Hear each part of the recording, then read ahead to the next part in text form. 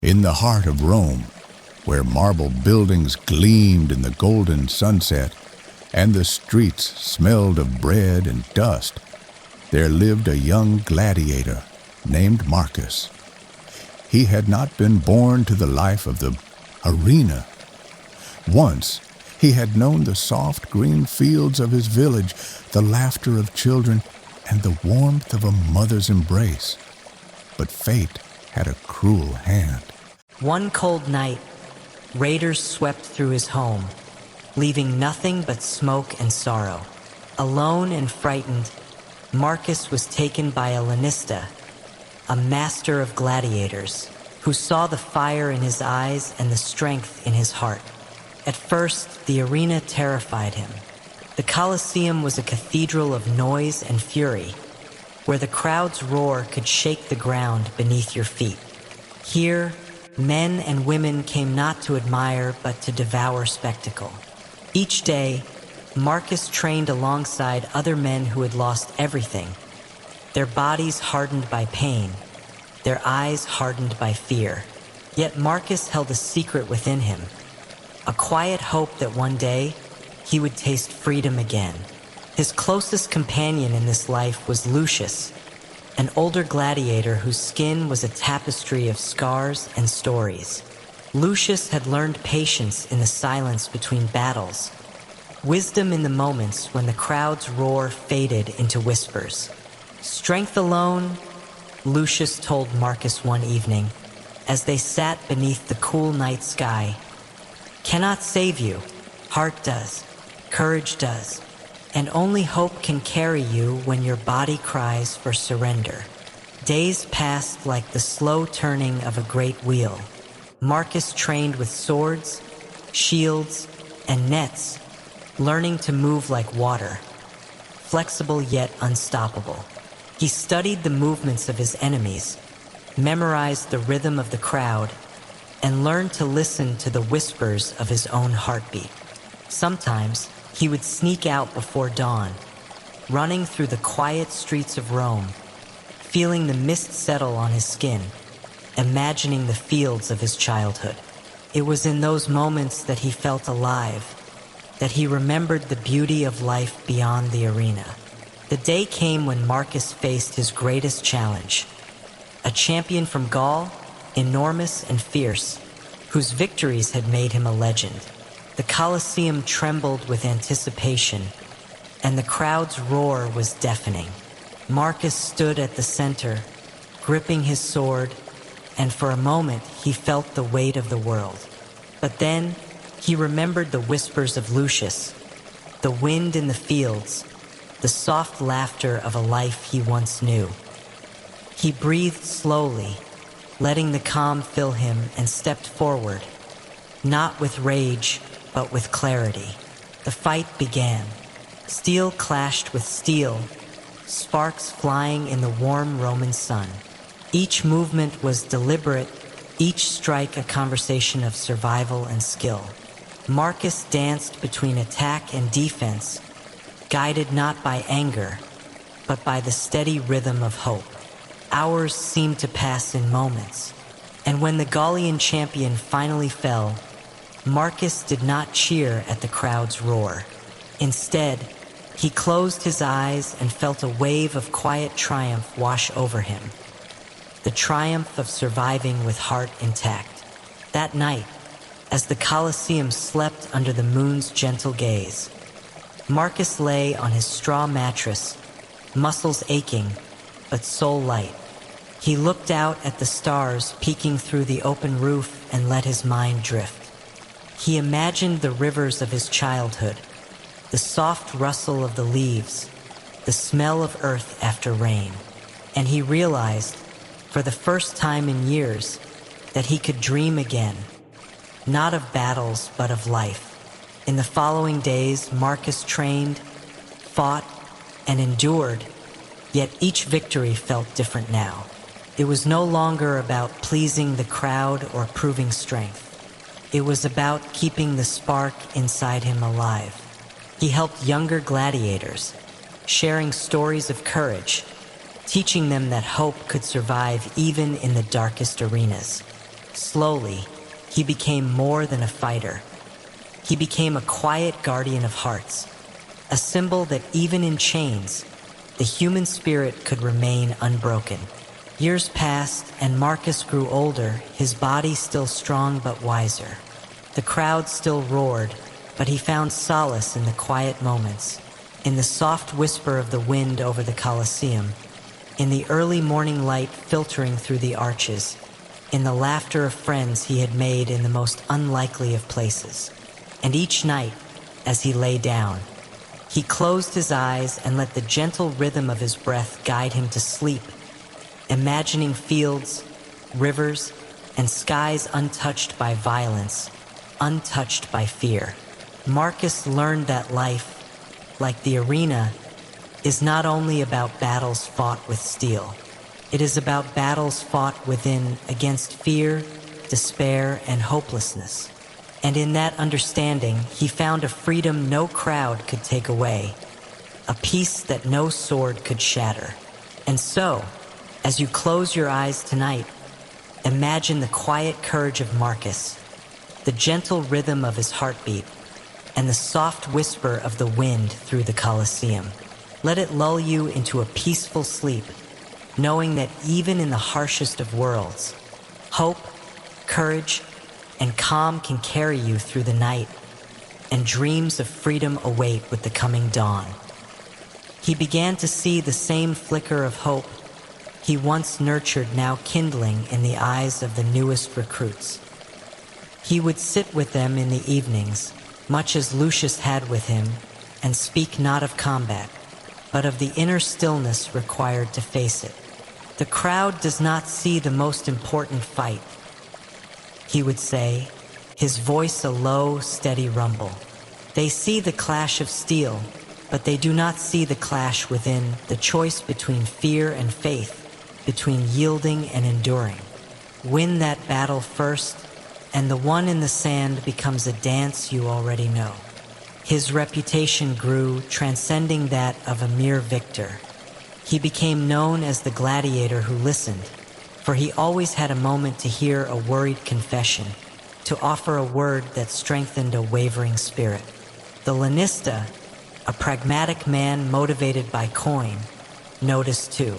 He saw that Marcus's calm demeanor made the other fighters more focused, less prone to the recklessness that led to costly defeats. He allowed Marcus his small rebellions, the early morning runs, the extra rations for the injured, the quiet conversations after dark. One crisp morning, an official from the emperor's court arrived at the ludus. A grand series of games was to be held, the most lavish in a decade, and the emperor himself would be in attendance. The official's eyes scanned the ranks of gladiators, finally settling on Marcus. "You," he said, "the veteran, your final match has been decided. You are to face Taurus the Invincible in the Primus, the main event." A collective silence fell over the yard. Taurus was not a man. He was a force of nature, a giant from the northern forests. He was said to have never been wounded, let alone defeated. His style was not one of finesse, but of utter, brutal domination. That night, the usual quiet of the barracks was replaced by a tense stillness. Marcus could feel the weight of the other's anxiety. Lucius, now old and retired to a roll-mending armor, found him staring at the stars. "You remember my first lesson?" Lucius asked, his voice rough with age. "Strength alone cannot save you," Marcus recited softly. "And have you forgotten?" Marcus turned to his old friend. "No. Then you already know all you need. This is just another man, Marcus. Larger, yes. More feared, certainly. But he fights with anger. You," Lucius said, placing a gnarled hand on Marcus's shoulder. "You fight with purpose. There is no contest between the two." The day of the games arrived. The Colosseum was a sea of roaring, expectant faces, a cacophony of sound and color. The scent of incense and sweat hung thick in the air. When Marcus stepped onto the sand, the cheer that greeted him was different from the others. It was deeper, resonant with respect. He saw the emperor in his opulent box, looking bored already. Then the gates opposite him groaned open. Taurus emerged, and the crowd's roar reached a fever pitch. He was every bit the legend, a mountain of muscle and scar tissue, armed with a massive hammer that few men could even lift. He pounded his chest and let out a bellow that drowned out the noise of the crowd.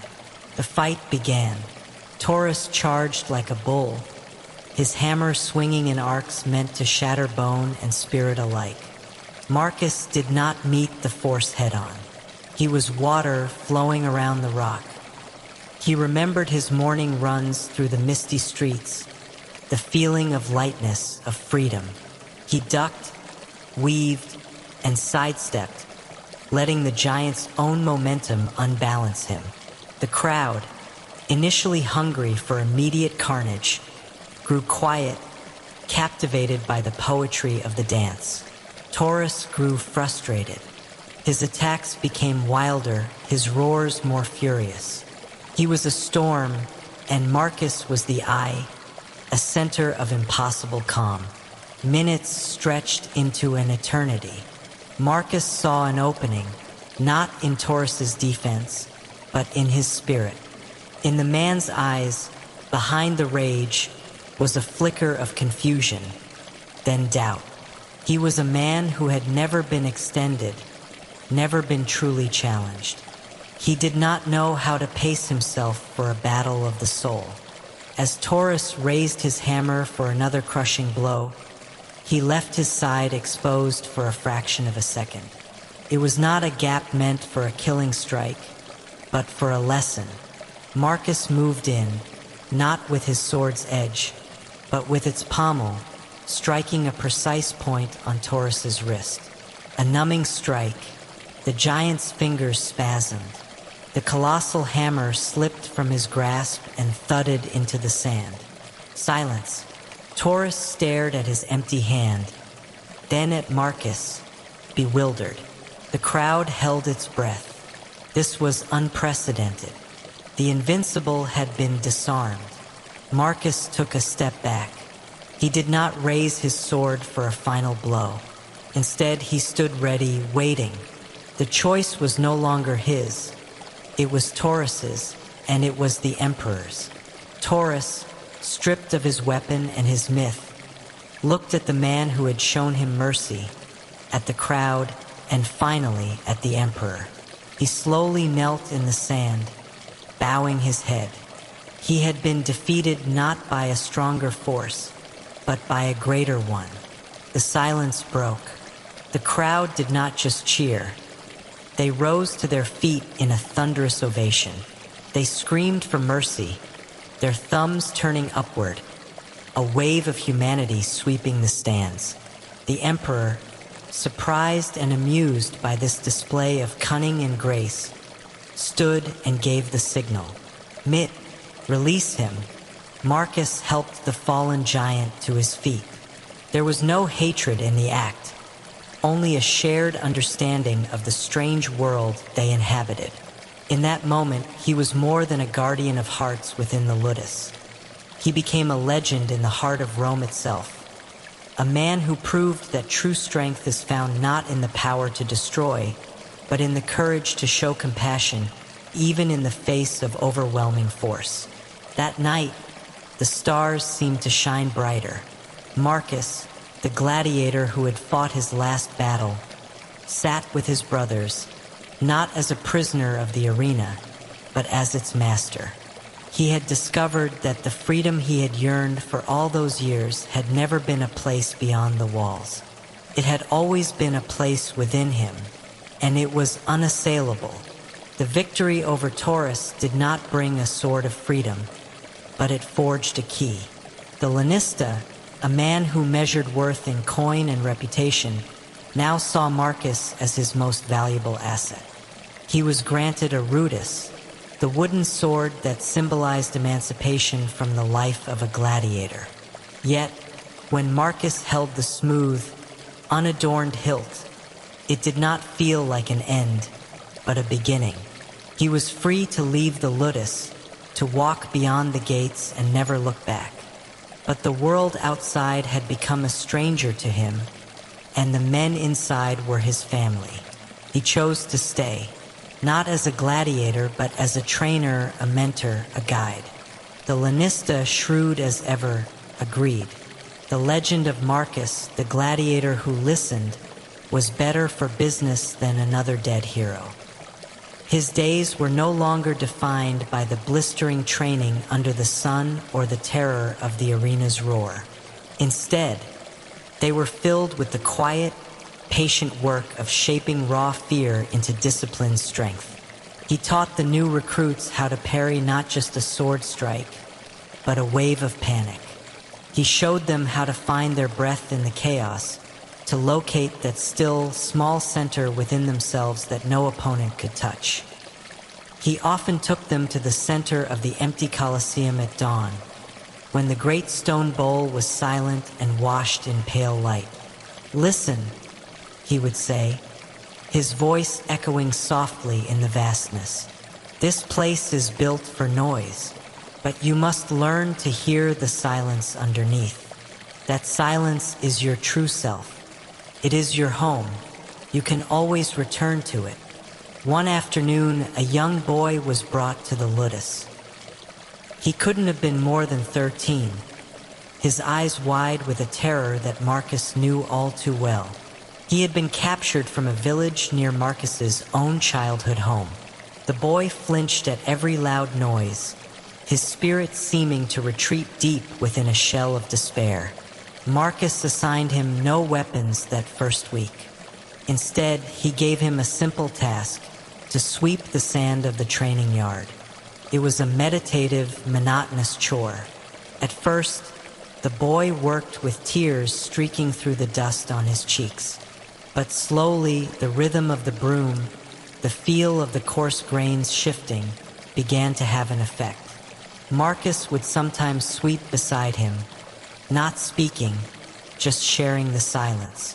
Weeks later, Marcus found the boy staring at a wooden practice sword. "I don't want to hurt anyone," the boy whispered, his voice trembling. Marcus knelt beside him. "The first thing you learn to wield is not a sword," he said gently. "It is your compassion. The second is your breath. The third is your fear. A weapon comes last, and you may never need to use it for its intended purpose. Sometimes, its greatest power is to make its use unnecessary." He began to teach the boy not as a gladiator, but as a student of life. They practiced movements that were as much about balance and awareness as they were about combat. The boy, whose name was Elias, slowly began to unfurl. The fear in his eyes was replaced by a spark of focused attention, and then one day, by a faint, tentative smile. Seasons turned. Marcus watched Elias grow into a young man of quiet strength and surprising grace. He saw the same transformation in others. The ludus, once a place of hardened despair, began to hum with a different energy. It was not a happy place, it was still a prison, but it had become a place of purpose. Community. Marcus himself continued his morning runs through the sleeping city. He now knew every cobblestone, every alleyway, the smell of every bakery. He was a part of Rome, and it was a part of him. He had long since stopped running toward a memory of fields. He ran simply for the joy of movement, for the peace of the solitary hour, for the feeling of his heart beating strong and steady in his chest. One evening, as he and Lucius shared a simple meal of bread and olives, the old man smiled, his eyes crinkling at the corners. "You have given them something I never could," Lucius said. "What is that?" Marcus asked. "A future," Lucius replied simply. Not just a way to survive the next fight, but a way to live through all of them. Marcus looked out at the training yard, where Elias was showing a new recruit how to hold a shield, not as a burden, but as an extension of his own body. He saw not gladiators, but men preserving their humanity in an inhuman world. The arena had not broken them. It had revealed them. He had come to the ludus seeking only his own freedom, but he had found a far greater purpose: to be a keeper of the silence, a teacher of the inner peace that no emperor could command and no sword could take away. His life was a testament to a simple, profound truth, that the most powerful victories are not won over others, but within oneself, and that true freedom is found not in escaping your circumstances, but in transforming them from the inside out. The rhythm of their life in the ludus continued, a steady cadence of training, discipline, and hard-won peace. Yet the world outside their walls was not static. Whispers of political unrest began to filter into the yard, carried by merchants and officials whose faces were etched with new lines of worry. The emperor, whose favor had once spared Marcus, was now seen as increasingly volatile. The games demanded more spectacle, more blood. The lanista called Marcus into his quarters one evening. The man's usual calculating demeanor was frayed at the edges. The games for the Saturnalia are to be the most extravagant ever held, he said, pouring a cup of wine but not drinking it. The emperor wishes to remind the people of his power. He has demanded a Navalia Proelia, a sea battle. Marcus stared, uncomprehending. In the Colosseum, they will flood the arena. They will build ships. And he has demanded that our best fighters lead the factions. The lanista finally met Marcus's eyes.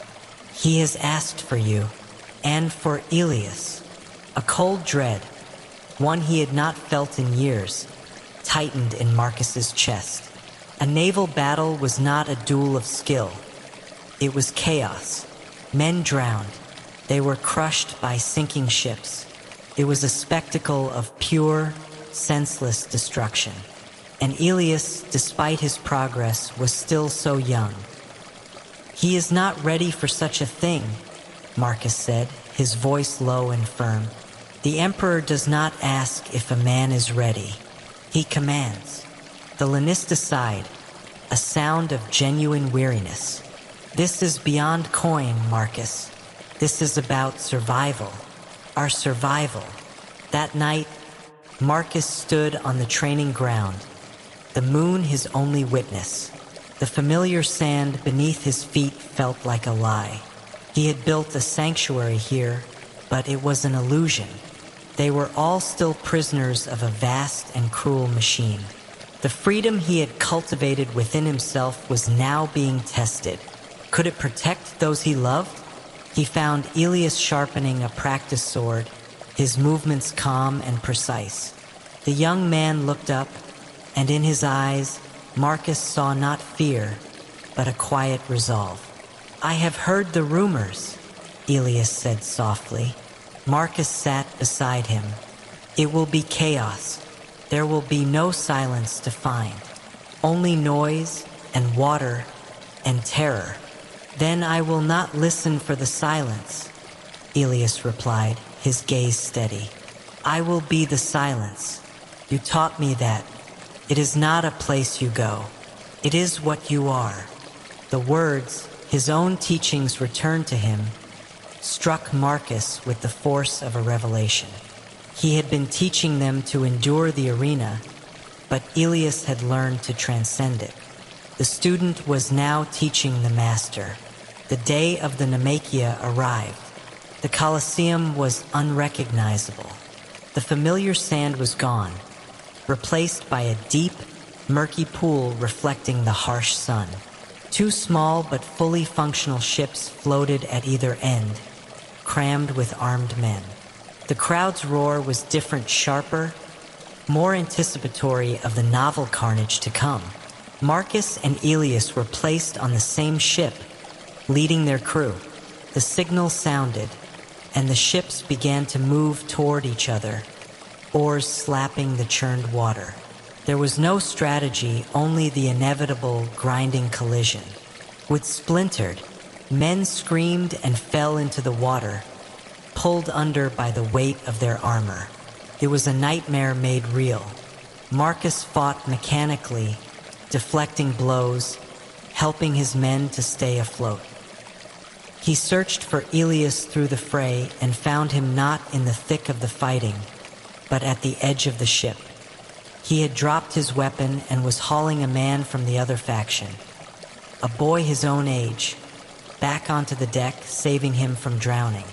An Imperial guardsman on the Emperor's platform saw it and pointed, his face contorted in outrage. This was not the spectacle they wanted. This was mercy. A roar of disapproval began to rise from a section of the crowd, but it was met by a louder, more powerful wave of applause from others. They were tired of mere blood. They were witnessing something rarer, honor. Marcus saw the Emperor stand, his face a mask of cold fury. The lesson of compassion he had allowed once, in a single duel, would not be tolerated again, especially not in his most expensive spectacle. This was a direct challenge to his authority. The battle ended with their ship victorious, though it was a hollow word. As they waded through the chest-deep, blood-tinged water to exit, a contingent of the Praetorian Guard descended, blocking their path.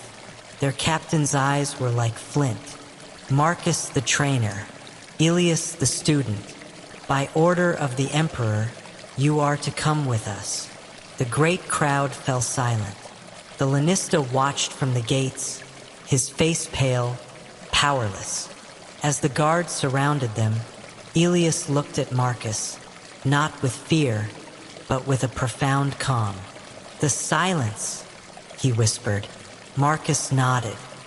He felt the eyes of thousands upon them, but he also felt the unwavering stillness within himself. They had not been defeated. They had been presented with their greatest arena yet. And as they were led away, not to the dungeons below the Colosseum, but toward the Emperor's box, Marcus understood. The final battle would not be fought with a sword, but with words. It would not be for his life, but for his soul, and for the soul of the young man beside him, whose courage had just rewritten the rules of the game. The Praetorian Guard did not lead them to a dank cell beneath the Colosseum, as Marcus had expected. Instead, they were marched through a labyrinth of opulent corridors, their wet footsteps soaking into rich tapestries and polished marble floors. The roar of the crowd faded, replaced by an oppressive, gilded silence. They were brought to the door of the Emperor's private viewing chamber. Inside, the Emperor stood with his back to them, gazing down at the flooded arena where slaves now struggled to clear the wreckage. The air was thick with the scent of perfumed oil and wine. He turned. His face, which had been a mask of bored indulgence during the games, was now sharp with a cold, intellectual curiosity. He was not a man of brute force, but of calculated manipulation. "You spoiled my spectacle," he said, his voice quiet, devoid of the crowd-pleasing boom he used in public. It was all the more menacing for its calm. "I paid a fortune to see a battle. I did not pay to see a philosophy lesson." Marcus bowed his head, not in submission, but in respect for the office. "We only fought to survive Dominus. Do not insult me," the Emperor snapped, his composure cracking for a flash before smoothing over again. The boy dropped his sword. He pulled an enemy from the water. "That is not survival. That is ideology." He said the word as if it were a disease. He paced slowly around them, a predator examining prey that had behaved unexpectedly. You have built a cult within my walls, Marcus the trainer. You teach them an inner peace that makes them indifferent to the fear I require. You make them poor servants of the state's need for distraction. Elias, who had been standing with a stillness that belied his years, spoke. His voice was clear, without a tremor. Is not a man who masters his fear a greater example of Roman virtue than one who is ruled by it? The emperor stopped his pacing and stared at the young man, a faint, unnerving smile touching his lips. The pup has teeth, he mused. He looked back at Marcus. You see, this is what you have wrought. He believes his virtue protects him. It makes him bold. He stepped closer to Elias. It makes him foolish. The emperor returned to his balcony, gesturing for them to join him. The great Colosseum sprawled below, emptying now, a giant slowly falling asleep. The people do not want virtue, the emperor said, almost conversationally. They want bread and they want blood. They want simple stories. The hero, the monster, the victory. You offered them a complexity they cannot digest, confused them, and I cannot rule a confused populace. He turned to face them, his decision made. I could have you executed, of course, but that would only cement your legend. The crowd's affection for you is an annoyance, but it is a reality. So I will offer you a choice, a final lesson for your students. He pointed a slender finger at Marcus, then at Elias. One of you will die, the other will live. You will choose which. The chamber fell utterly silent. It was the most brutal arena he had ever constructed. There were no weapons, no sand, no roaring crowd, just a quiet, monstrous command. Marcus felt the old fear then, not for himself, but for the boy he had sworn to protect. The conditional peace was a new kind of training ground. The emperor's gaze, distant but perpetual, was a weight they all learned to carry. There were no more audacious acts of mercy in the arena, no public challenges to the bloody order of things. Instead, Marcus and Elias cultivated their resilience in the subtler language of daily life. Their defiance became the quality of the bread they shared, the patience with which they bandaged a wound, the quiet encouragement offered in the shadow of the archways. Their rebellion was not in the grand gesture, but in the preservation of 1,000 small kindnesses, each one a tiny fortress against the empire's cold indifference. Seasons turned, and the relentless wheel of the games continued. Marcus watched as Elias grew into his strength, his compassion tempered by wisdom, his calmness becoming a source of authority that younger gladiators naturally gravitated toward. Lucius, his body growing frail, passed his knowledge not of the sword, but of the stars, teaching them the old stories of the constellations, eternal tales of heroes and monsters that were so much grander and more nuanced than the simplistic dramas played out on the sand below. One evening, a new kind of rumor seeped into the ludus, carried on the breath of a nervous grain merchant. It was not of games or imperial whims, but of a sickness sweeping through the crowded Subura district. It was a fever that did not discriminate between slave and free, that respected no walls. Within days, it found the ludus. It began with a cough, then a burning fever that left men shivering in the heat. The lanista, fearing the spread would decimate his investment and draw imperial wrath, ordered the sick isolated in a dank storage room, left to fate. Marcus looked at Elias, and without a word, they made their choice. They moved their pallets into the storage room. They boiled water, procured herbs and honey with their own meager savings, and tended to the sick. They cooled fevered brows and held the hands of those too weak to stand.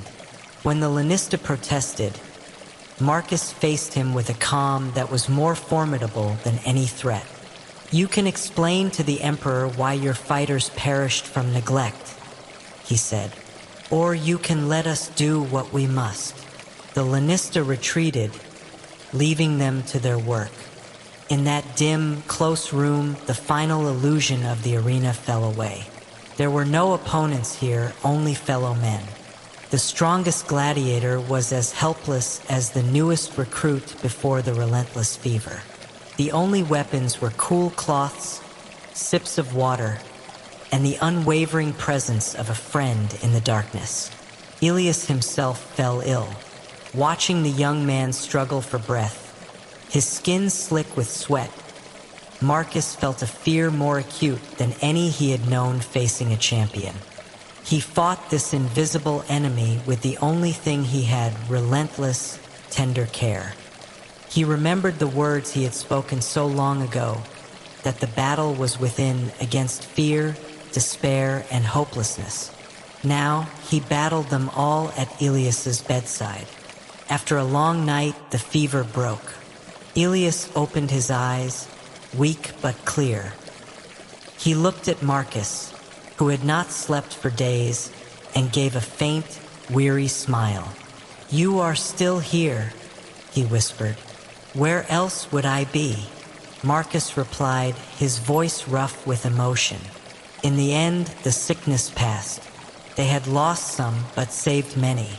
And something fundamental had shifted. The men who emerged from that room looked at each other differently. They were no longer bound by the shared fate of slaves, but by the conscious choice to care for one another. They had faced an enemy that could not be defeated with a sword, and they had found their strength in solidarity. News of their actions, of the gladiators who tended their own, seeped back into the city. It became a different kind of legend, a quieter story told not in the roaring forums but in the hushed tones of homes and market stalls. It was a story of a strength that no arena could showcase. Years later, an old man walked through the streets of Rome at dawn. His hair was silver, his face lined not just with age, but with a profound and settled peace. He was not a citizen, yet he moved with the unassailable dignity of one who owned himself completely. He stopped before the great Flavian amphitheater, its immense bulk silent against the waking sky. Marcus placed a hand on the sun-warmed stone. He remembered the terror, the roar, the clash of steel. He remembered the friends he had lost and the ones he had saved.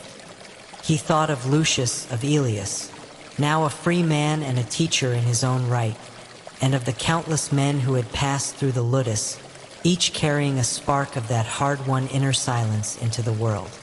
He had come to the city as a boy stolen from his fields, seeking a freedom he believed was a place. He had learned it was a state of being. The arena had not been his prison. It had been his forge.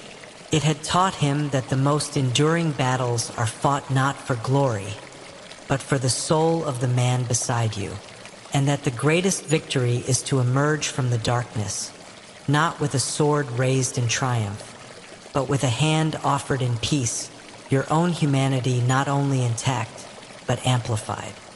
He turned his back on the colossal stone puzzle of his past and walked into the bustling, sun-drenched city. He was not escaping it.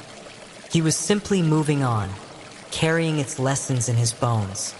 A free man in a world of chains, his heart beating a quiet, steady rhythm of triumph that only he could hear. The city that had once seemed a monstrous engine of noise and brutality now revealed itself to Marcus as a tapestry of countless small, quiet lives. He walked not as a prisoner, but as a witness. He saw the baker, flour dusting his arms like early snow, his focus absolute as he shaped the dough. He saw the old woman at the fountain, her movements slow and precise as she filled her jar, her eyes holding the patience of decades. He saw the young scholar, hunched over a scroll in a patch of sunlight. His brow furrowed not in anger, but in pursuit of understanding. They were all, in their own way, gladiators in their arenas, facing their own daily battles with dignity. He found himself drawn to a small courtyard, tucked away from the main thoroughfares, where a fig tree stretched its gnarled branches toward the light. Here, a group of men, some retired gladiators, some simply weary laborers, gathered in the evenings. They did not come to talk of great victories or past glories. They came to sit in a silence that was not empty, but full. They came to listen to the wind in the leaves, to share a piece of cheese, to watch the shadows lengthen. Marcus became a regular presence, not as a leader, but as another soul seeking the shade. His mere presence, his calm acceptance, was a balm.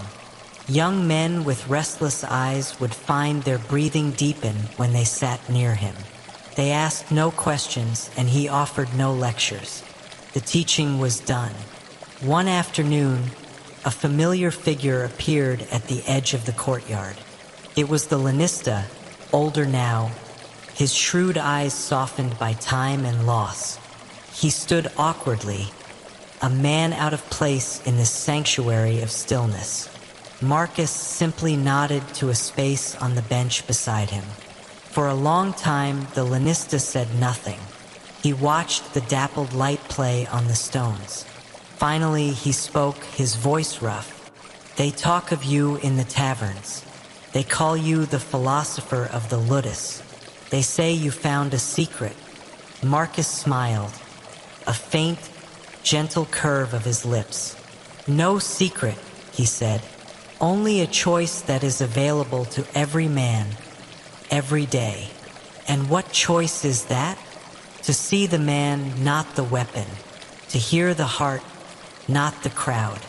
To tend the garden you are given, however small, rather than rage at the field you lost." The lanista absorbed this, his gaze fixed on the fig tree. "The emperor is dead," he said quietly. "The new one cares little for the games. He prefers poetry. The ludus, it will likely close." Marcus nodded. It was not news. It was simply the turning of the wheel. "And what will you do?" The lanista gave a short, surprised laugh, as if the question had never occurred to him. "I have no other trade." He looked at Marcus, and for the first time, there was no calculation in his eyes, only a genuine curiosity. "What will you do?" Marcus looked around the courtyard, at the men resting in the fragile peace of the evening. "This," he said simply, the true victory he had come to understand was not in the moment of the fight, nor in the moment of freedom. It was in the quiet accumulation of days lived with intention. It was in the ability to sit in an ordinary courtyard and feel the profound, extraordinary beauty of a breath drawn freely, of a moment shared without fear. His legacy was not a statue or a story sung by bards. It was etched in the posture of Elias, who now carried himself with a calm authority. It was in the way the men in this courtyard protected their peace as fiercely as they had once fought for their lives. As the sun dipped below the rooftops, painting the sky in hues of rose and gold, Marcus closed his eyes. He did not think of the green fields of his childhood, for the ache of that loss had long since mellowed into a sweet, distant memory. He was present here now. The sound of the city was a gentle hum, a lullaby. He could feel the cool stone beneath him, the warmth of the fading sun on his face. He had journeyed from a boy torn from his home to a terrorized recruit, to a champion, to a teacher, and finally to what he was now. Simply a man who had learned that the most powerful force in the world was not the will to dominate, but the courage to connect. That the strongest armor was not forged of steel, but of compassion. and that the only freedom that truly mattered was the unassailable peace one built within the confines of one's own soul. And in that realization, Marcus found not an ending, but a deep and everlasting continuity. He was, and always would be, free. The ludus did close. The great gates were chained, and the sand of the training yard was left to be scattered by the wind. The colossal machinery of the games, which had consumed so many lives, ground to a halt, its purpose forgotten by a new emperor with new distractions. For the men within, it was not an end, but a dispersal. They were seeds cast onto the stone of Rome, and they took root in the cracks. Marcus did not return to the fields of his youth. That boy was a cherished ghost, but the man he had become was a creature of the city, its rhythms now his own. He rented a small room near the courtyard with the fig tree. His needs were few. The lanista, in a final, uncharacteristic act of something akin to grace, had given each man a small purse of coin upon their dismissal. It was not much, but it was a foundation. Elias, along with several others, found work with a stonemason. It was hard labor, but it was honest. It was creation, not destruction. They lifted stones not to build walls that imprisoned, but to mend aqueducts that gave life, to repair temples that offered solace. In the evening, they would return to the courtyard, their hands rough with dust, their bodies tired in a way that brought a clean, satisfying sleep. They were no longer gladiators. They were citizens. Marcus's days took on a new, gentle rhythm.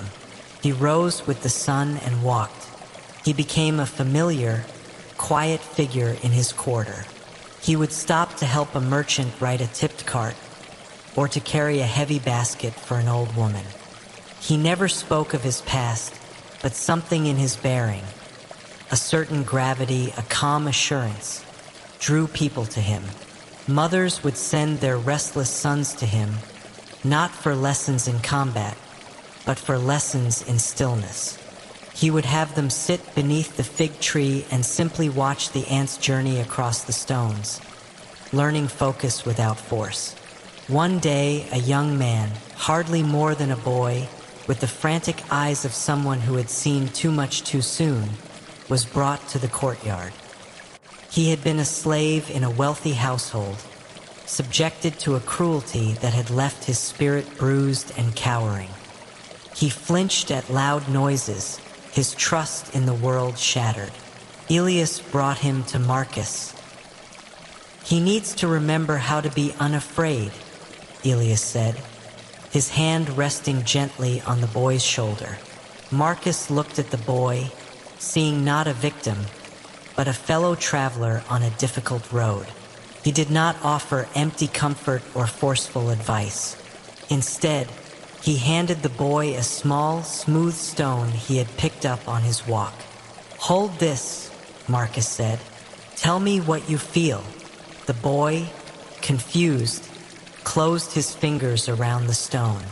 "It's cold," he whispered. "Wait," Marcus said. They sat in silence. The sounds of the city, the distant cries of vendors, the chatter of children, faded into a gentle background hum. Slowly, the stone warmed in the boy's clenched fist. "It's warm now," the boy said, wonder seeping into his voice. "It took your fear and made it warmth," Marcus said gently. "That is all you must learn to do, not to never be afraid, but to hold the fear until it changes. It becomes energy. It becomes focus. It becomes warmth." It was a simple lesson, but for the boy it was a revelation. He had been given a tool, not a weapon, a way to transform, not to fight. This was Marcus's final and greatest arena, the human heart. His Colosseum was a dusty courtyard. His audience was one person at a time. His triumph was not a raised sword, but a quiet exhale of relief, the slow unclenching of a fist, the tentative return of light to a pair of eyes that had known only darkness. He had once believed his purpose was to win his freedom, then to teach others how to survive. Now, he understood it was none of these things. His purpose was simply to be present, to be a calm center in the chaos of the world, a living testament that peace was not a place you found, but a thing you built, moment by moment, breath by breath, within yourself, no matter where you were. And as the years softened his steps and silvered his hair, the legend of the gladiator faded entirely, replaced by the simpler, truer story of the quiet man by the fig tree. The man who knew that the most profound battles are won in silence, and the most enduring freedom is found not in the absence of walls, but in the infinite expanse of a single, peaceful heart. The years flowed like the Tiber, steady and deep. The frantic energy of the city slowly gentled around Marcus, as if his own tranquility had seeped into the very cobblestones of his neighborhood. He was no longer the gladiator, the trainer, or even the wise man in the courtyard. To the children who played around the fig tree, he was simply Avis, the grandfather, a fixed point in their spinning world, as constant and comforting as the sun. His strength, once a fearsome weapon displayed for thousands, was now used to lift children onto his shoulders so they could pluck the sweetest figs from the highest branches. His keen eyes, which had once tracked the lethal arc of a sword, now noticed the subtle droop of a neighbor's shoulders, the unspoken worry in a young mother's gaze. He would appear with a loaf of bread, or simply sit in companionable silence, his presence a quiet anchor in their private storms. One evening, as a soft rain pattered on the leaves above them, Elias found Marcus staring at a small, rain-slicked stone he turned over and over in his palm. Elias, his own hair now threaded with silver, sat beside him. The courtyard was empty but for them. "What do you see in it?" Elias asked, nodding to the stone. Marcus smiled. "A world." He ran his thumb over its smooth surface. It was once part of a great mountain, sharp and jagged. Then it was broken loose. It was tossed in a river, rolled and battered by the current until its edges were worn smooth. It was trodden into the mud of a road, kicked by 1,000 passing feet. He held it up, catching the faint light. Now it is here. It is useful to a boy learning to be brave. It is beautiful to an old man who understands the value of being worn smooth. He looked at Elias, his eyes clear and deep. "We are all such stones. The arena, the emperor, the sickness, the loneliness. They were not interruptions to our lives. They were the river. They were what made us." Elias understood. The purpose of their journey had not been to escape the battering, but to be shaped by it. Not to remain the jagged, broken piece of mountain, but to become something smooth, whole, and useful. The following spring, Marcus did not rise with the sun. Elias found him in his small room, lying peacefully on his pallet. There was no struggle on his face, no trace of the pain he had endured and overcome in his long life. His expression was one of profound calm, as if he had simply stepped into a deeper, more silent peace. In his hand, he still clutched the smooth, ordinary stone. The news passed through the quarter not as a cry of grief, but as a soft, sad sigh. The man by the fig tree was gone. They did not build a monument for him. There was no grand procession. Instead, the people of his neighborhood gathered in the courtyard he had loved. They told stories not of the legendary gladiator, but of the man who carried water, the man who listened, the man whose silence could soothe a fevered heart. And as they spoke, a curious thing happened. Their sorrow was not replaced by joy, but woven through with a deep, abiding gratitude. They realized that Marcus had not left them. The peace he had cultivated was not a flame he had kept for himself, but a spark he had diligently, patiently kindled in each of them. It lived on in Elias's steady leadership, in the gentle strength of the stonemasons who had trained under him, in the courage of the young boy who was now a man unafraid of his own shadow. The courtyard with the fig tree remained. It became a place people sought out not because a great man had died there, but because a good man had lived there. The feeling he had poured into that space of acceptance, resilience, and quiet courage lingered in the very air. The great Colosseum, that cathedral of noise and fury, still stood across the city. It would endure for millennia, a stark testament to Rome's power and its thirst for spectacle. But in a quiet corner of the city, another subtler monument had been built. It was invisible, built not of stone and mortar, but of moments of kindness, lessons in courage, and the countless times a single peaceful heart had chosen to answer the world's rage with silence and its cruelty with grace. And in that, Marcus had achieved a victory more permanent than any etched in marble. He had become part of the city's soul, a whisper of wind through a fig tree, a smooth stone on the ground, waiting to be found, a reminder that the mightiest empire the world had ever known was no match for the unassailable freedom of a single quiet mind. Epilogue: the unbroken thread. The story of Marcus is not merely a tale of a time long past, of gladiators and emperors. It is a map of the human spirit, charted across the landscape of a life. It begins in loss, winds through the brutal crucible of adversity, and seeks, always, a path toward light. We all know our own arenas. They may not be made of sand and stone, but of boardrooms and classrooms, of lonely kitchens and hospital rooms, of the silent, anxious spaces within our own minds.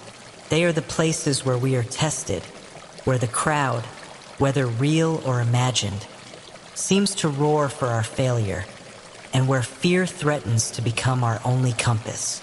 Marcus's journey teaches us that the goal is not to escape these arenas. It is to change our relationship with them, to learn, as he did, that the sword in your hand is not your only tool, that the courage to offer mercy is a greater strength than the skill to deliver a killing blow, and that the quiet hope you protect in the darkest hour is a light that can outshine the grandest spectacle. He moved from a boy defined by what was taken from him to a man defined by what he chose to give. Strength to the weak, comfort to the sick, peace to the fearful. His ultimate victory was not in the moment he was granted freedom, but in the countless moments he chose it, by choosing compassion over indifference, community over isolation, and inner calm over outer chaos. His legacy is not a memory frozen in time. It is a living thread that connects us all.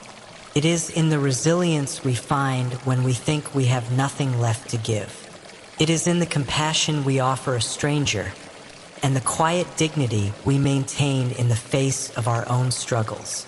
It is the understanding that our battles, great and small, are what wear away our sharp edges, slowly smoothing us into the people we are meant to become.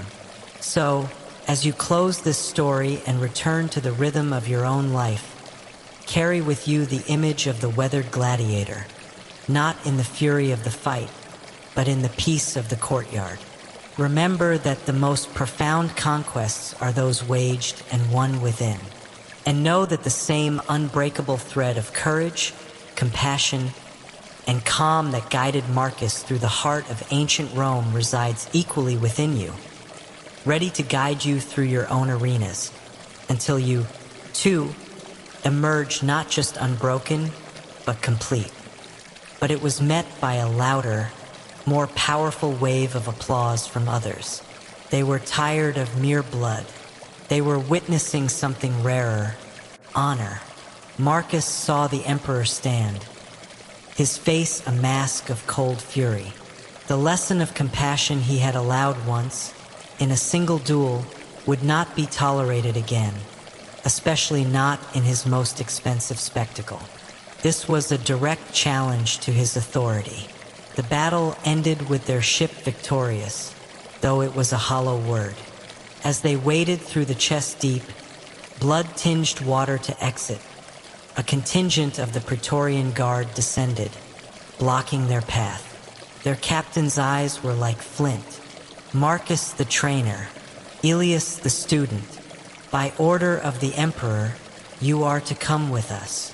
The great crowd fell silent. The lanista watched from the gates, his face pale, powerless. As the guards surrounded them, Ilias looked at Marcus, not with fear, but with a profound calm. "The silence," he whispered. Marcus nodded. He felt the eyes of thousands upon them, but he also felt the unwavering stillness within himself. They had not been defeated. They had been presented with their greatest arena yet. And as they were led away, not to the dungeons below the Colosseum, but toward the Emperor's box, Marcus understood. The final battle would not be fought with a sword, but with words. It would not be for his life, but for his soul, and for the soul of the young man beside him, whose courage had just rewritten the rules of the game. The Praetorian Guard did not lead them to a dank cell beneath the Colosseum, as Marcus had expected. Instead, they were marched through a labyrinth of opulent corridors, their wet footsteps soaking into rich tapestries and polished marble floors. The roar of the crowd faded, replaced by an oppressive, gilded silence. They were brought to the door of the Emperor's private viewing chamber. Inside, the Emperor stood with his back to them, gazing down at the flooded arena where slaves now struggled to clear the wreckage. The air was thick with the scent of perfumed oil and wine. He turned. His face, which had been a mask of bored indulgence during the games, was now sharp with a cold, intellectual curiosity. He was not a man of brute force, but of calculated manipulation. "You spoiled my spectacle," he said, his voice quiet, devoid of the crowd-pleasing boom he used in public. It was all the more menacing for its calm. "I paid a fortune to see a battle. I did not pay to see a philosophy lesson." Marcus bowed his head, not in submission, but in respect for the office. "We only fought to survive Dominus. Do not insult me," the Emperor snapped, his composure cracking for a flash before smoothing over again. The boy dropped his sword. He pulled an enemy from the water. "That is not survival. That is ideology." He said the word as if it were a disease. He paced slowly around them, a predator examining prey that had behaved unexpectedly. "You have built a cult within my walls, Marcus the trainer. You teach them an inner peace that makes them indifferent to the fear I require. You make them poor servants of the state's need for distraction." Ilias, who had been standing with a stillness that belied his years, spoke. His voice was clear, without a tremor. "Is not a man who masters his fear a greater example of Roman virtue than one who is ruled by it?" The Emperor stopped his pacing and stared at the young man, a faint, unnerving smile touching his lips. "The